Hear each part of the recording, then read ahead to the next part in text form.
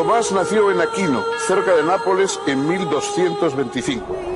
Teólogo y filósofo, su pensamiento tuvo a Dios como tema central. Sin embargo, valoró debidamente la experiencia sensible y el poder de la razón, mostrando su filosofía una vigorosa tendencia hacia lo concreto.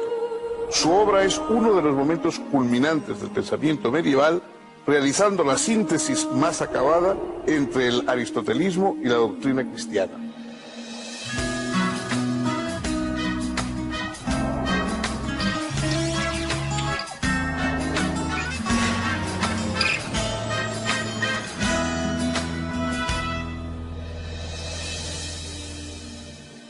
¿Qué tal, amigos? Bienvenidos a nuestro programa de divulgación filosófica. Los filósofos están siempre codeándose con los teólogos, o si quieren ustedes, la teología está planeando siempre también sobre la filosofía. Aristóteles, el propio Platón, han hablado indistintamente de los temas del mundo, de los temas de la realidad, y también han hablado de vez en cuando de la divinidad. Pero a partir de la filosofía cristiana, a partir de que el cristianismo se convierte en la gran ideología de Europa, naturalmente la teología adquiere un carácter, un peso mucho mayor del que había tenido nunca. En primer lugar, porque la teología está al servicio de una iglesia y esa iglesia es muy potente. Es decir, los filósofos normalmente hablan desde su opinión, desde su punto de vista, pero en aquel momento la gran Iglesia católica del medievo era la única y la gran fuente de poder ideológico que había en Europa. Y los teólogos eran los administradores de ese poder, de ese gran poder ideológico que era la religión católica. Dentro entonces de la filosofía había los que pretendían servir a la teología de un modo y los que pretendían servirla de otro, pero pocos de los filósofos de la época escapaban a los planteamientos teológicos. No fue una excepción Tomás de Aquino, el más grande sin duda de los filósofos medievales, el más potente, el más completo, y también, a pesar de que naturalmente era un hombre ortodoxo religiosamente, o a santo, como saben ustedes, tenía unas aportaciones que llegaron a ser importantes y casi, diría, revolucionarias. Por ejemplo, se convirtió en un abogado de las doctrinas de Aristóteles. Los libros de Aristóteles eran vistos con sospecha por parte de los teólogos católicos. Por una parte, porque era un pagano y por lo tanto que un pagano pudiera enseñar cosas a los cristianos no estaba bien visto. Y por otra parte, para colmo, porque las obras de Aristóteles habían sido conservadas por el mundo árabe, de modo que se duplicaba el que era un pagano que nos llegaba a través de los árabes. Estos no fueron argumentos que disuadieron a Santo Tomás de conceder toda su importancia a la filosofía de Aristóteles y a través de él de crear toda una filosofía cristiana apoyada en el aristotelismo. Si siguen ustedes con nosotros, van a ver desarrollarse la figura de este gigante del medievo y del pensamiento teológico.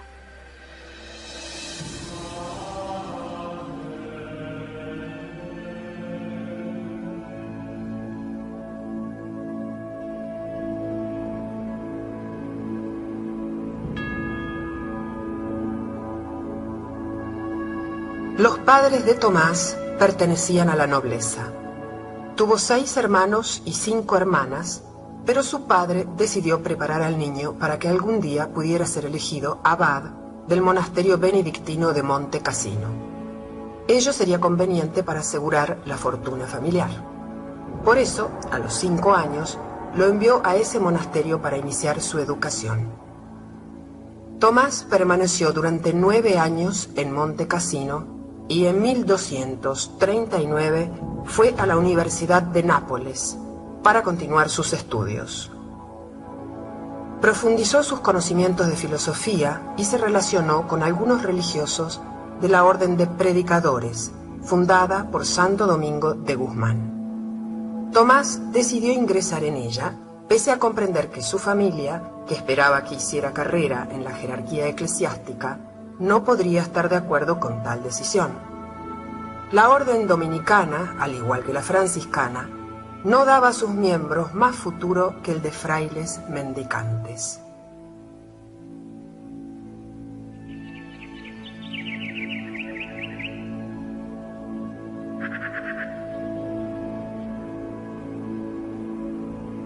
El padre de Tomás falleció en la Navidad de 1243 y pocos días después el joven fue admitido como novicio en la orden. Su madre, no dispuesta a permitir que su hijo renunciara a un futuro prestigioso para la familia, envió a sus hermanos a secuestrarlo y llevarlo a la fortaleza de Rocaseca en el reino de Sicilia, donde permaneció hasta fines de 1245. Finalmente, con la complicidad de sus hermanas, el corpulento novicio, que además de medir casi 2 metros de altura, era bastante obeso, se descolgó por la noche desde la ventana de sus habitaciones con una suerte de soga formada por sábanas y cortinas anudadas y escapó. Frente a los muros de la fortaleza lo esperaba el director espiritual de los dominicos, Fray Juan de San Julián, con 2 caballos. Ambos huyeron de inmediato a Nápoles. Luego de completar su noviciado, Tomás fue enviado a Colonia para estudiar teología con el maestro Alberto Magno.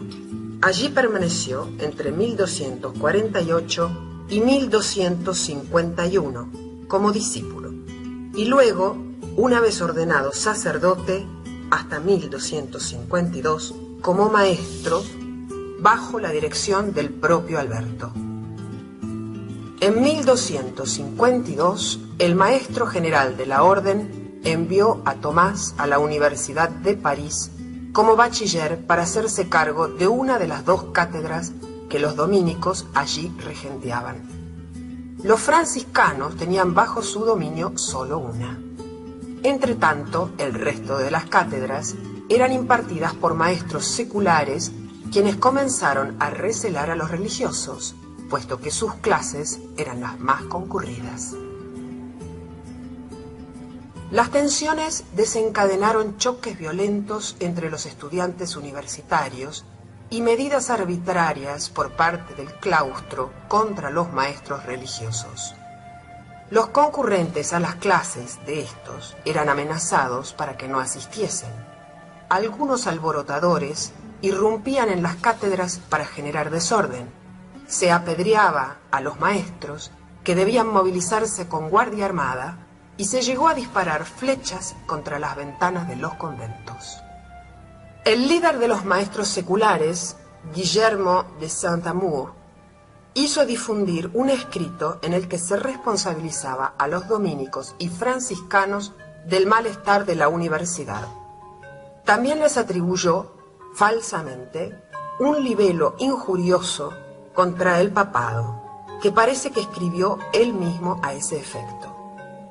Estas acusaciones fueron refutadas por los franciscanos Buenaventura y Tomás de York, y por el dominico Tomás de Aquino. En 1256, el Papa Alejandro IV puso orden en el conflicto e hizo desterrar a Guillermo de Saint-Amour. Asimismo, ordenó que el franciscano Buenaventura y el dominico Tomás de Aquino fueran admitidos en el claustro universitario. A pesar de la violencia de estos conflictos, Tomás encontró tiempo y tranquilidad espiritual para desplegar una actividad intelectual prodigiosa. Escribió y publicó comentarios bíblicos y filosóficos. Estudió y discutió diversos opúsculos de Boecio, así como las sentencias compiladas por Pedro Lombardo. Redactó numerosas cuestiones, entre ellas las del De Veritate, y terminó el primer libro de la Summa contra Gentiles.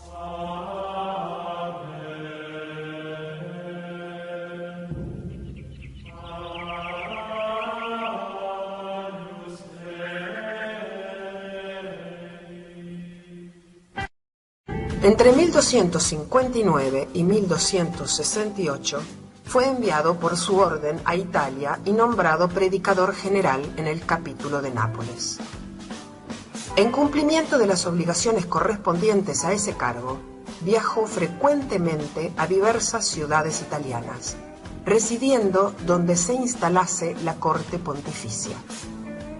En este período fue teólogo, consultor del Papa. En estos años terminó su Summa contra Gentiles y su comentario a la obra del pseudo Dionisio Areopágita. A pedido del Papa Urbano IV, redactó la glosa evangélica conocida como Catena Áurea y otros textos. También se ocupó de temas doctrinales, teológicos y filosóficos. Quizá fue este el período más prolífico de su vida. En 1267 comenzó a escribir una obra que pudiese servir de libro de texto para los estudiantes de teología. Era la Summa Teológica.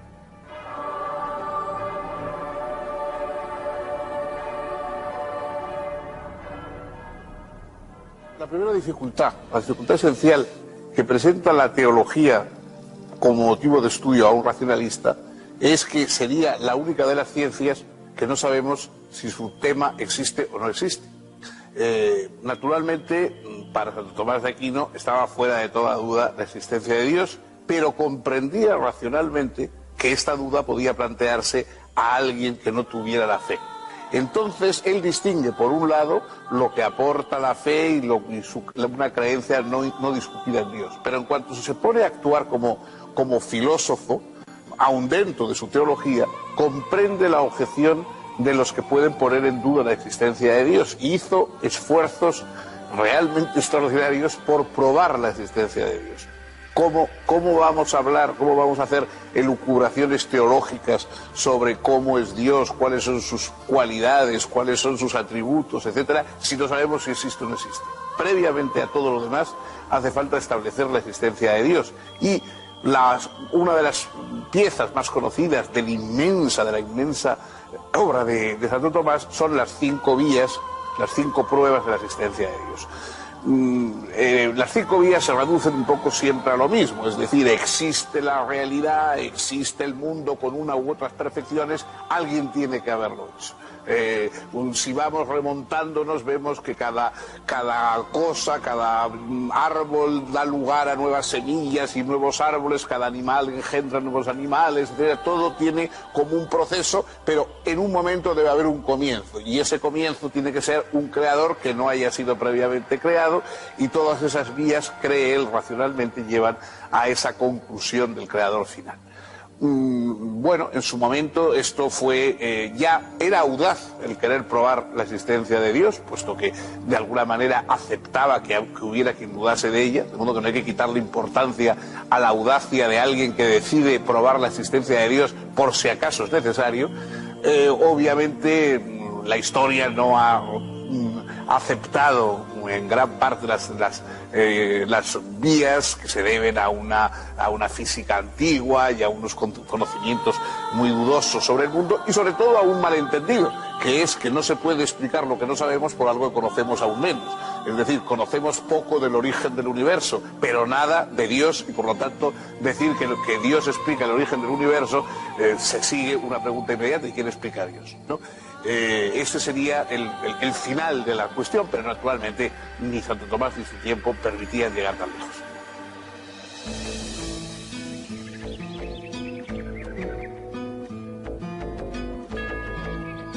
Numerosas sumas o compendios de teología habían sido elaboradas en los siglos XII y XIII por diferentes teólogos. Se trataba de explicaciones completas y ordenadas de los diferentes aspectos de la doctrina católica. Pero la de Tomás era profundamente innovadora. Otros habían centrado la teología en la obra de la redención, en la Iglesia como cuerpo místico de Cristo, o en las obras y señales de Dios. Pero Tomás entendía que la teología no se ocupaba propiamente más que de Dios mismo, y veía todo lo demás solo en cuanto manifestaciones de la divinidad.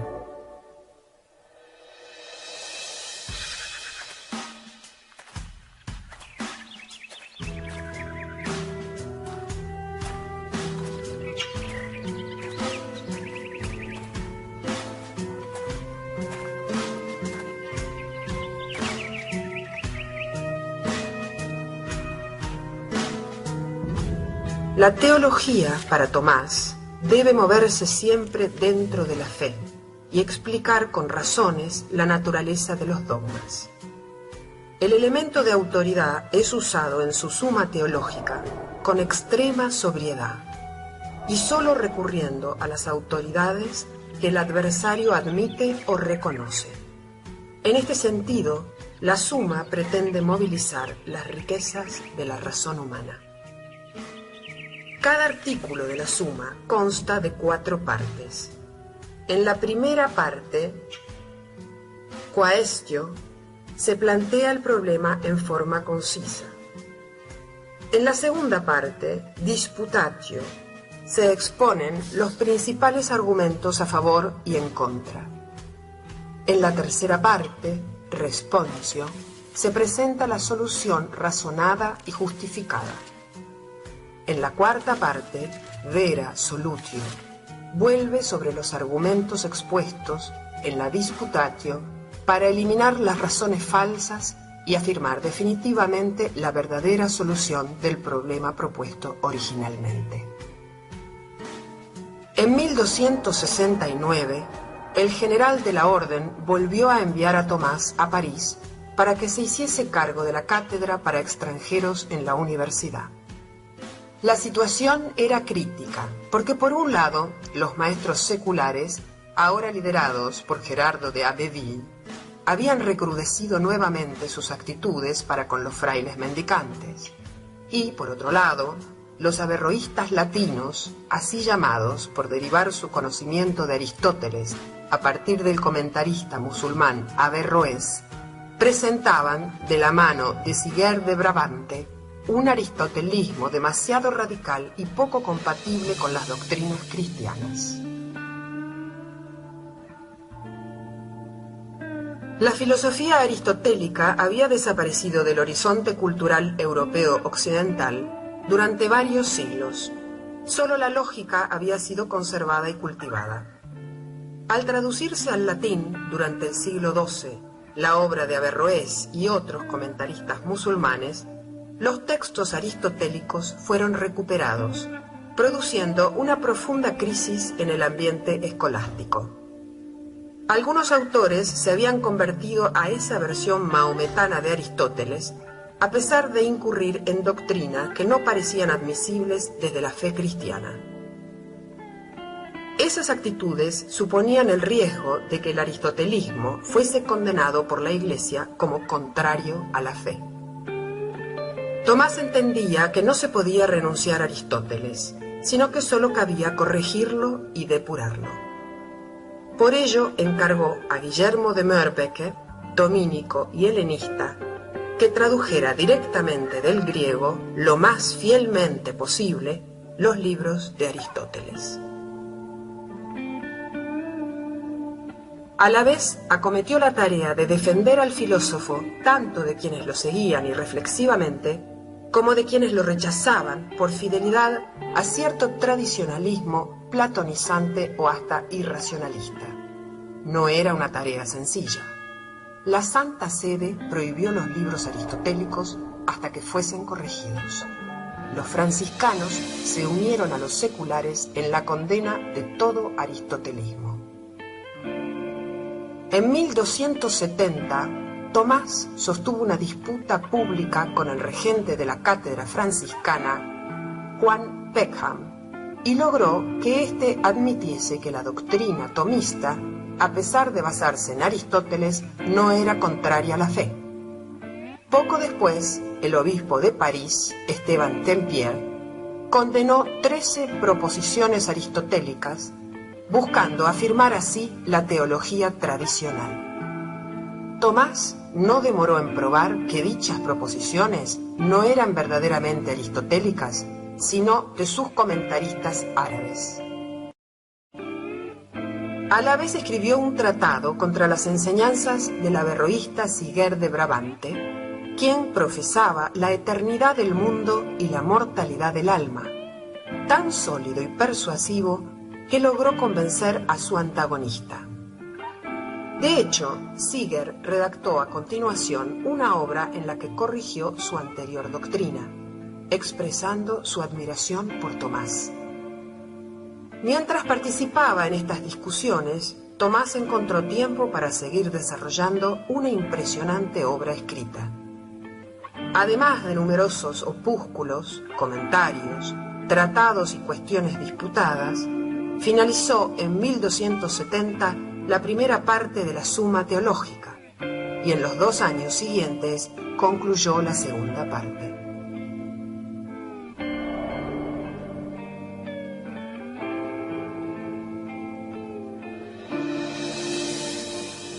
Las aportaciones de Tomás de Aquino al campo teológico fueron inmensas, es decir, escribió muchísimo, polemizó con los teólogos de su época, polemizó con los teólogos musulmanes, con los teólogos árabes que también conocía, realizó un esfuerzo extraordinario por precisar y por definir algo tan complicado como los atributos divinos, por hacer comprensibles racionalmente ciertas dogmas del cristianismo, por ejemplo, la transubstanciación, la Eucaristía. Pues bueno, eso exige una reflexión sobre qué es la esencia y la existencia de cada uno de los seres y hasta remontarnos a Dios. Es decir, el esfuerzo de Santo Tomás fue por poner la razón al servicio de una fe. Claro, esto da que él partía de la base de que ya había llegado a la conclusión cuyo camino iba a recorrer. En un momento define la filosofía como ancilla theologiae, es decir, la filosofía es la criada de la teología y tiene que servirla y tiene que llevarle las cosas que la teología necesita. Esto es un poco algo que va en contra del espíritu filosófico tal como lo entendemos. La filosofía precisamente lo que se hace es preguntar dudas, preguntar cuestiones que no sabe a dónde van a llevar. Santo Tomás está ya en el conocimiento de allí donde quiere llegar y lo que hace es brindar caminos racionales, pero para que lleven a una situación, a una condición que él ya ha aceptado de antemano.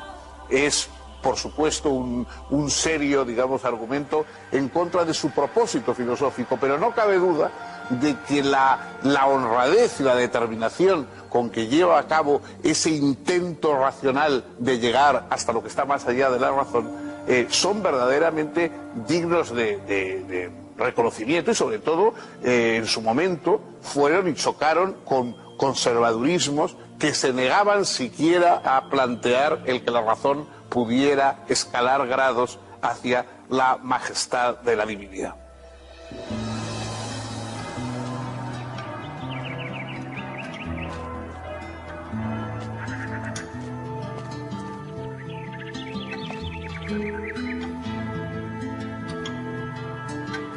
Entre 1272 y 1273 fue profesor en la Universidad de Nápoles.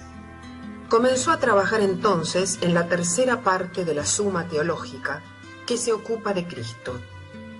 Expone la doctrina del Verbo encarnado y su misterio, como también la de los distintos sacramentos y la de la gloria divina. En marzo de 1273, durante la misa, sufrió un éxtasis profundo y prolongado. A pesar de ser sacudido por quienes lo acompañaban, no volvió en sí inmediatamente, y cuando lo hizo estuvo derramando su llanto por horas, aunque no dijo nada respecto de lo que había experimentado. Finalmente, el 6 de diciembre de ese mismo año, día de San Nicolás, luego de haber concluido la cuestión 90 de la tercera parte de la Summa Teológica, tuvo una nueva experiencia de arrobamiento, aún más profunda que la anterior. De inmediato archivó en un armario papel, plumas y tintero. No trabajó más en la Summa Teológica ni en ningún otro texto. Cuando sus colaboradores le pidieron que terminase el trabajo, pues era muy poco lo que faltaba, solo respondió que no podía. Finalmente dijo a su secretario, Fray Reginaldo de Piperno, que después de lo que había experimentado, le parecía innecesario todo cuanto había escrito a lo largo de su vida. De hecho, la Summa Teológica fue completada después de su muerte, haciéndose cargo Fray Reginaldo de la redacción de las últimas páginas, a partir de los borradores del propio Tomás.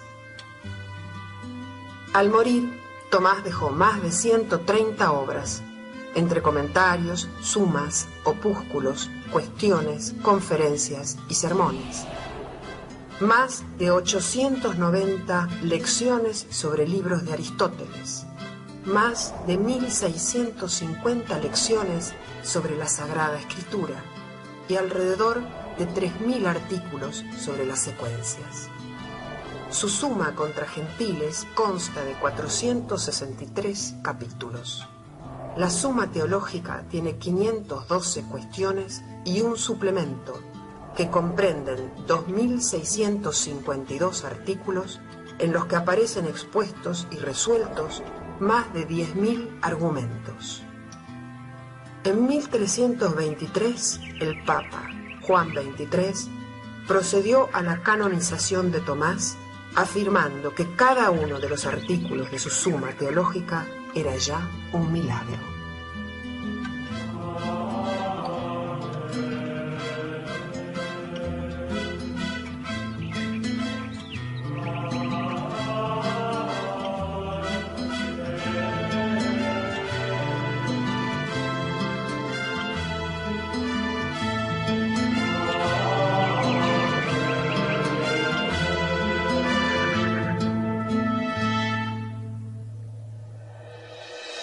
Santo Tomás murió muy joven, camino en Roca Seca, camino de un concilio, y sorprende al ver la magnitud enorme de su obra constatar que solo vivió 49 años. La obra de Santo Tomás, que hoy, desde el punto de vista de los teólogos y de la Iglesia, es la piedra angular de todo lo que puede ser una filosofía cristiana, si es que este concepto de filosofía cristiana tiene algún sentido. Recuerdo a este propósito la broma de Borges, que decía que esto era como hablar de equitación protestante, ¿no? Bueno, pero en fin, si tiene algún sentido hablar de filosofía cristiana, hoy, naturalmente, la piedra angular es Tomás de Aquino. Pero no fue así en los años y los siglos posteriores a su muerte. De hecho, poco después de morir, muchas de las proposiciones de sus libros fueron condenadas por la Iglesia. Y tardó mucho tiempo en llegar a convertirse en el gran patriarca del pensamiento cristiano que hoy es. Prácticamente hasta el siglo XIX fue León X el que ya lo ensalza como el más grande de los teólogos, el más grande de los filósofos cristianos, y hasta ese momento prácticamente no había tenido reconocimiento, de modo que el auge y la predominancia de Santo Tomás es una cosa del siglo XIX y del siglo XX. Antes había permanecido casi en una situación o oculto o, en fin, un poco en dudas respecto a su ortodoxia, etc. Que Santo Tomás de Aquino fue una potencia intelectual extraordinaria, eso no cabe ninguna duda. Que fuera un filósofo en el sentido de perplejidad, de asombro, etcétera, que nosotros entendemos, eso ya es más dudoso, puesto que partía del hecho de la fe, y parece que partir de la fe es exactamente lo contrario del propósito de la filosofía. Pero no cabe duda de que su fuerza de razonante, la claridad con la que distinguía los diversos aspectos de las cosas, que cada vez que toma un asunto hace unos distingos, a veces un poco mecánicos, pero siempre pertinentes y que evidentemente se convierten en útiles y herramientas muy positivas, digamos, cuando uno quiere pensar por sí mismo sobre esos temas. Todo eso hace que su figura, que hoy a quienes no somos de alguna manera de creencias cristianas nos puede resultar un poco lejana, nunca pueda dejar de ser considerada como lo que es, como uno de los grandes gigantes del pensamiento occidental, más bien en el campo de la teología que en el de la filosofía. Hemos llegado con esto al final de nuestro programa. Síganos, por favor, continuaremos el próximo día, otro pensador, otro mundo de problemas y otro mundo de perspectivas filosóficas.